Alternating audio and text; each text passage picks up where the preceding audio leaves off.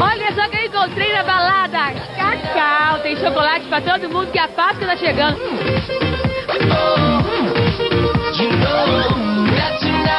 Mas vem cá, que corpão é esse? Que roupinha curta, os peitões de fora. Ah, não tá tanto, vai, Iris. Você que... Gente, ela que é muito freira, vai, vamos combinar. Ai, desculpa, amor. Eu li uma entrevista que você falou que foi bolinada pela Morango. Sei, você que tá dizendo aí.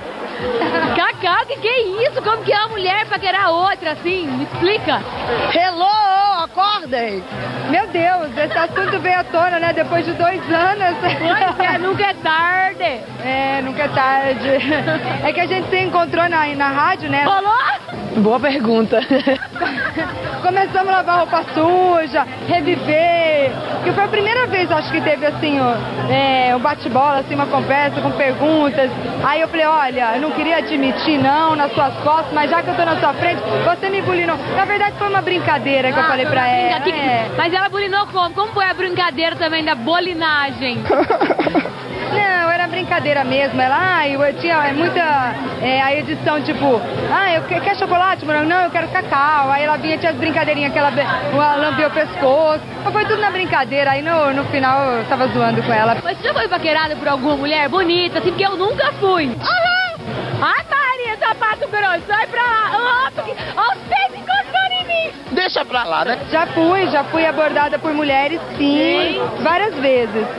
E é lógico que é um pouquinho assim, é diferente, né? É um pouquinho constrangedor, dependendo da maneira como aborda, né? Porque homem, às vezes você chega a dar um fora de cara, né? Você fala, não tô afim, pronto. Agora mulher, você não sabe que toda mulher te elogia. Então, mulher, você demora um pouquinho pra saber se é uma cantada ou se é um elogio. Final de Big Brother Brasil, o Jonas foi eliminado. Pra quem você tá torcendo, hein?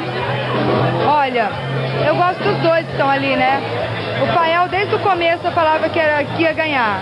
Desde o começo eu olhei pro Fael e falei, é possível ganhar. E a Fabiana meio que sacaneou lá com a Kelly e tudo, né? Fabiana é uma excelente jogadora. E não assim, Mas ela pisou no tomate. Olha, é difícil julgar. Não, realmente assim, ela julgou a Kelly de uma maneira errada, sim. Ela admitiu que errou e ela é uma excelente jogadora. Ela é esperta, batalhadora, ela entra com tudo nas provas, com raça. E ganha ainda. Determinação, ganha. E assim, é isso, é excelente jogadora, ela jogou muito bem. Lá é um jogo, então a pessoa fala, ela tá jogando, mas qual que é o... Lá é um jogo, é pra jogar, né?